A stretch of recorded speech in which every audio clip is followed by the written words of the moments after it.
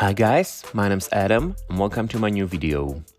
This one will be a follow-up to my previous video, where I share my personal favorite tips for new iPhone and iOS users.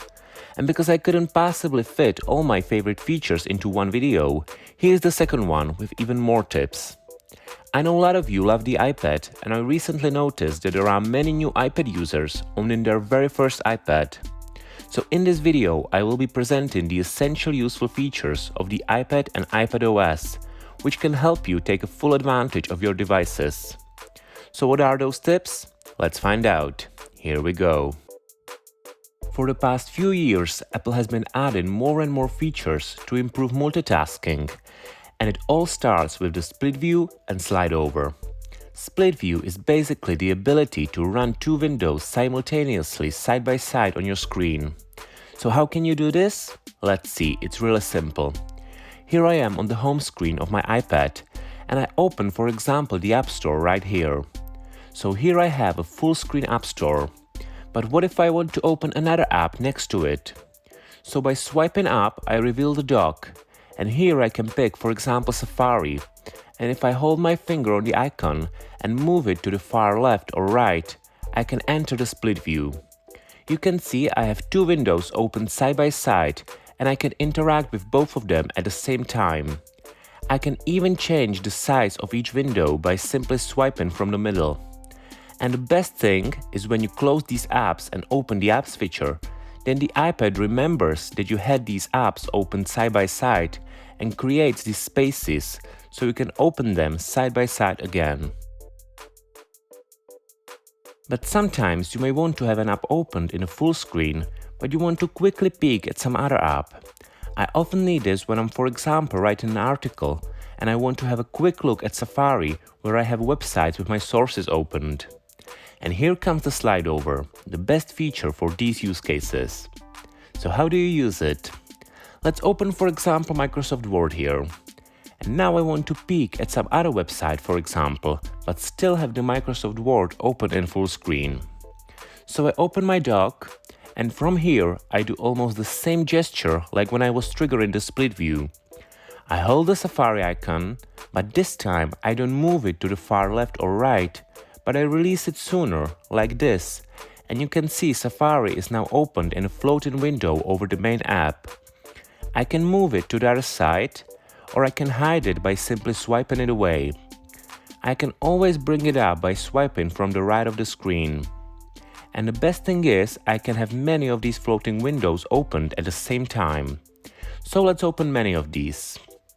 And right now I can quickly switch between them just by swiping on the bottom of the window, or I can enter the slide over app switcher by using the same gesture like when I'm opening the main app switcher. With the introduction of iOS 11 a few years back, Apple also added drag and drop. This feature makes the iPad very similar to the standard desktop operating system, and like the funniest guy in Apple, Craig Federighi, said, you can drag images, you can drag text, you can drag everything, it's a drag fest. And it works just as you would expect. Let's open Pages, for example, and Safari in the other window.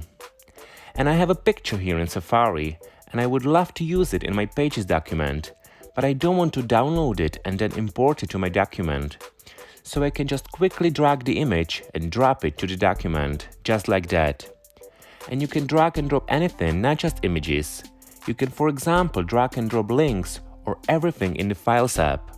It works all across the OS and even in many of the third-party apps, and it makes your iPad even closer to be a true computer replacement. And we're not done with the multitasking features of the iPad. Split view and slide over are pretty nice, but sometimes I want to write an article in the Pages, but I want to have a look at my source, for example, and this source is in the other Pages document. And before the iPadOS 13, users were not able to do this. But in the iPadOS 13, you are able to open multiple instances of the same app. So I can just open another Pages instance in the second window, and boom, I have two documents side by side. And you can use it with many other apps like Notes, Mail, or even Safari, where it's really simple to open two web pages at the same time.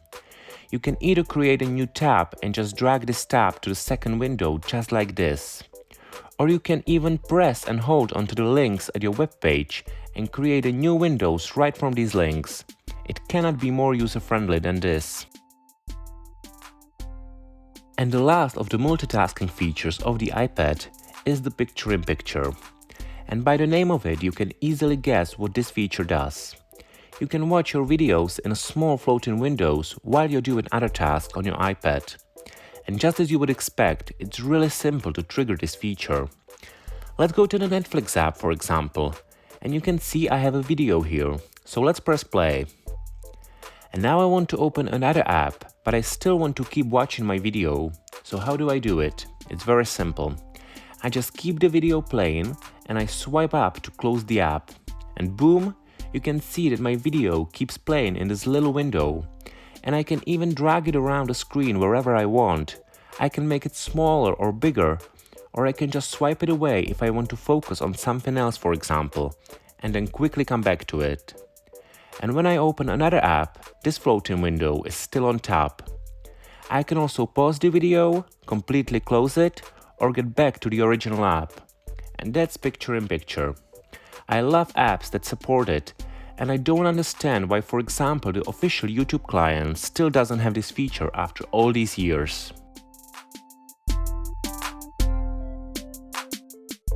Apple recently added a mouse support to the iPad, so in combination with keyboard and mouse, you can make text editing on the iPad to be the same as on the laptop.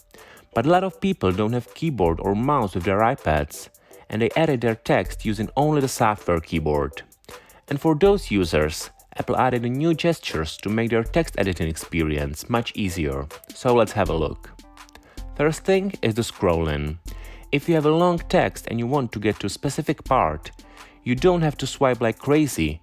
You can just take the scroll bar on the right and get to your desired part much quicker. If you want to move the cursor, you now have 3 different ways how to do it. The easiest way is to just take the cursor with one finger and move it anywhere you want. The second option you have is to tap any place on the screen with 2 fingers and move the cursor this way. Or you can even tap with 2 fingers on your keyboard and it automatically changes to a trackpad. Really nice.